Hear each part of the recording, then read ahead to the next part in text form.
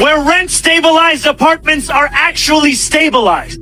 So that is Zohran Mamdani. He just won the Democratic primary for mayor of New York City. And he's talking about stabilizing the rent. In other words, like freezing the rent. So them telling you how much you can charge for the properties that you own. By the way, New York City already has rent stabilization. Over 1 million apartments in New York City are already stabilized. Yet the city still has sky-high prices, long wait list, and crumbling buildings and deferred maintenance. Stabilizing prices actually deters new construction. Telling developers that they might be forced to stabilize prices is essentially a death sentence for supply. And here's one of the reasons why. So in 2024, for stabilized units, the rent increase cap was 2.75%, meaning you cannot increase the price of your rent on a 1-year lease more than 2.75% higher than what it currently is. But here's the thing. In 2024, the operating costs on average for landlords increased by 12%. That's the average. So your operating costs go up by 12%, but you can only raise your prices by like 2.5% to 3%.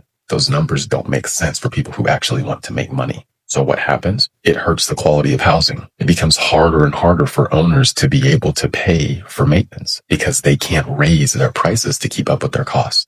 There's also no financial incentive to renovate properties. Because in a typical market, you can renovate your property and then you can charge more for it. When they control how much you can raise your rents, that incentive gets destroyed. So then you end up with dilapidated buildings and crappy buildings that tenants don't want to live in. So to keep it simple, it disincentivizes people from building new housing while also disincentivizing people to renovate properties because, again, they can't charge more for them, but also making it harder for owners to actually be able to afford the maintenance that is required for their properties. It's very likely if he wins, his policies will just make New York's housing crisis worse. But he also said this later. This caught my attention. And it's where the mayor will use their power to reject Donald Trump's fascism,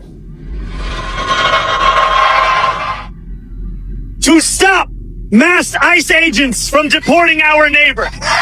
Well, I would love for him to explain how he's going to stop ICE agents from deporting illegal immigrants. He doesn't have the power to do that. He has the power to order, local law enforcement and whatnot to not cooperate with ICE, but they have no power to stop them. That would quite literally be obstruction. So it kind of seems like he's just talking out the side of his neck. If he wins and he tries to stop ICE from doing their job, they should arrest him for obstruction. Local law does not supersede federal law. And he should not be allowed to make people believe that a local mayor can stop ICE from doing their job.